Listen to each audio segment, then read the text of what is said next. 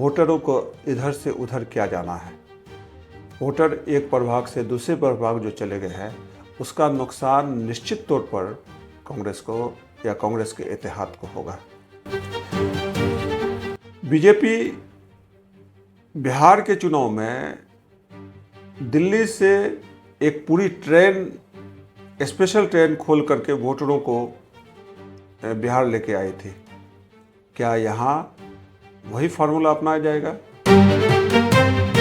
है या जैसल पार्क है या फिर ये सिल्वर पार्क है, वहाँ के वोटरों को अलग अलग जहाँ वोटर जा सकते हैं उनके लिए पूरे साधनों का उपयोग होगा और वो वोटर्स पहले से उनको चिन्हित कर लिया गया है कि ये जो है बीजेपी के वोटर्स की शैली निश्चित रूप से जो दूसरे उनके कंपिटेंट है उससे बेहतर है।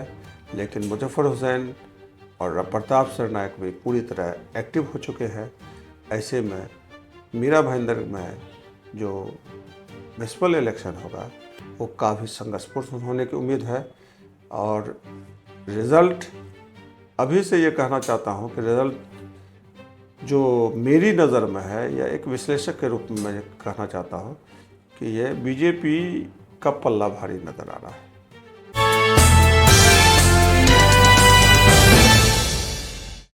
आदाब, इस तिरछी आंख के डिजिटल प्लेटफॉर्म पर आपका स्वागत है। आज मीरा भाईंदर म्युनिसिपल इलेक्शन में कौन सी सियासी पार्टी या कौन सी राजनीतिक पार्टी किसके साथ अलायंस करने जा रही है और वो कितनी मजबूत रहेगी, इसका विश्लेषण कर रहा हूँ।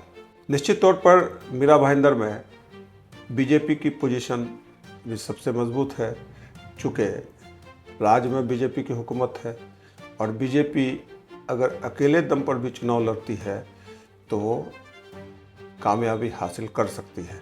बीजेपी का विधायक यहाँ मौजूद है, विधायक का सिटिंग एमएलए है और नयन मेहता के क़यादत में, नेतृत्व में बीजेपी अच्छा प्रदर्शन एक बार फिर कर सकती है। लेकिन क्या वो शिंदे ग्रुप के शिवसेना के साथ अपना इत्तेहाद या अलायंस करेगी, ये अभी क्लियर नहीं हो पाया है।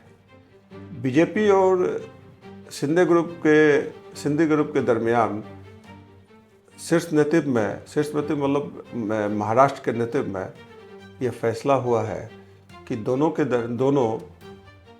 कुछ जगहों पर जो है अलायंस करके लड़ेगी और कुछ जगह जहां अलायंस की ज़रूरत नहीं है अपने अपने दम पर चुनाव लड़ेगी।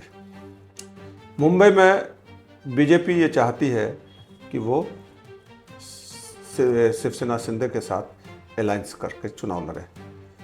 शिंदे भी को ज़रूरत है बीजेपी की, इसलिए जो है वो मुंबई में बीजेपी के साथ अलायंस के लिए तैयार हो गए।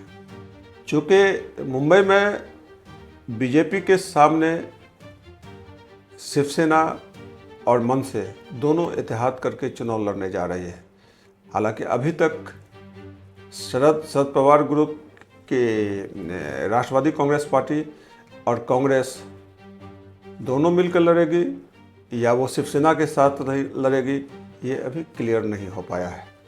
ऐसे में मनसे और शिवसेना उद्धव ग्रुप दोनों साथ चुनाव लड़ती है तो मराठी वोटों का बंटवारा मुमकिन नहीं है और शिंदे ग्रुप सेना को बहुत ही कम वोट मिलने की उम्मीद है। मीरा भाईंदर में शिवसेना शिंदे उतनी मजबूत नहीं है। हालांकि यहाँ पर जो है प्रताप सरनायक मंत्री के रूप में शिवसेना शिंदे की देखरेख कर रहे हैं। उनके पास पैसा है, उनके पास संसाधन है और उस संसाधन के बलबूते चुनाव को में अपना प्रभाव दिखा सकते हैं।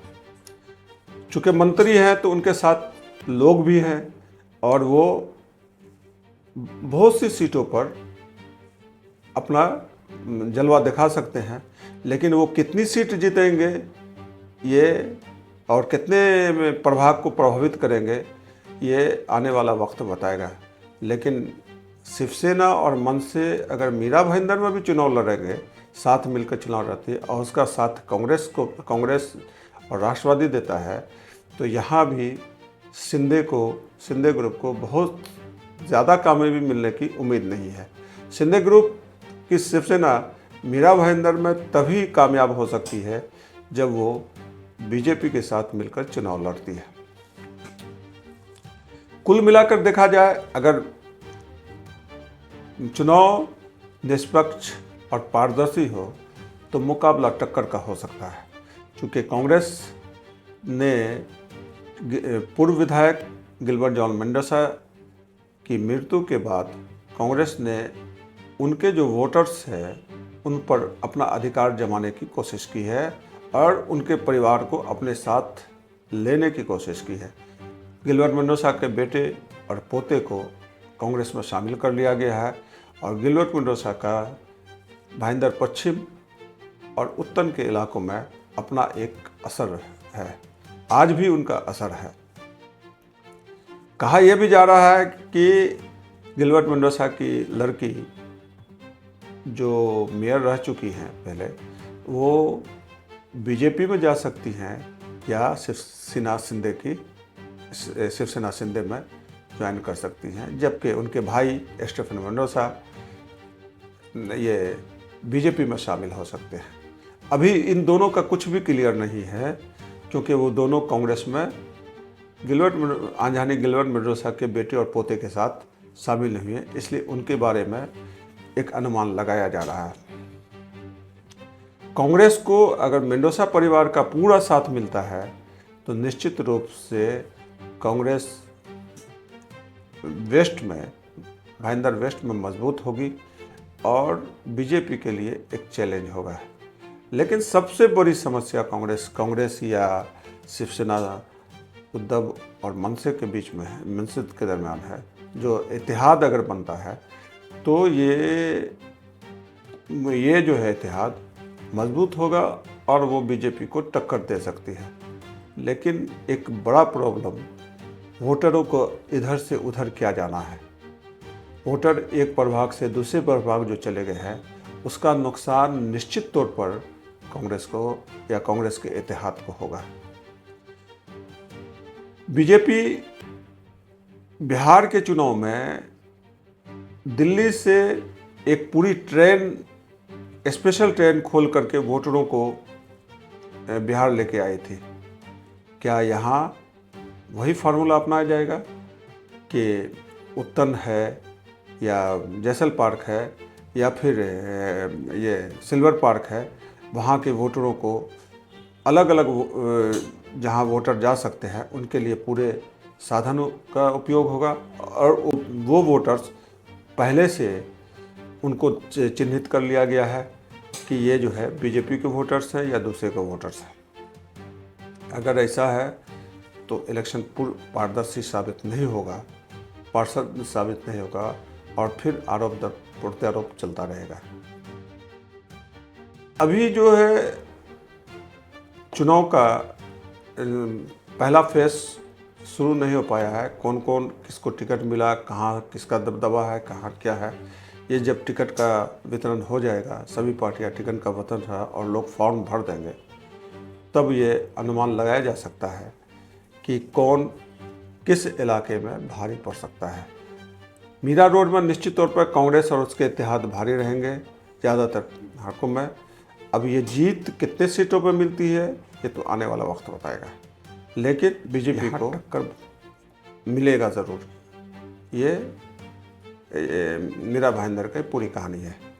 हालांकि नरेंद्र मेहता की राजनीतिक पकड़ और काम करने की शैली निश्चित रूप से जो दूसरे उनके कॉम्पिटेंट है उससे बेहतर है, लेकिन मुजफ्फर हुसैन और प्रताप सरनायक भी पूरी तरह एक्टिव हो चुके हैं। ऐसे में मीरा भाईंदर में जो म्युनिसिपल इलेक्शन होगा वो काफ़ी संघर्षपूर्ण होने की उम्मीद है। और रिज़ल्ट अभी से ये कहना चाहता हूँ कि रिज़ल्ट जो मेरी नज़र में है या एक विश्लेषक के रूप में मैं कहना चाहता हूँ कि ये बीजेपी का पल्ला भारी नज़र आ रहा है। इसके साथ ही मैं इस वीडियो को ख़त्म करता हूँ। और इस छोटे से वीडियो में चुनावी विश्लेषण के साथ मैं विदा लेता हूँ। प्लीज़ वीडियो को लाइक, सब्सक्राइब और कमेंट करें, इससे हौसला बढ़ता है और फिर एक नए वीडियो के साथ मैं आपके सामने हाजिर होऊंगा।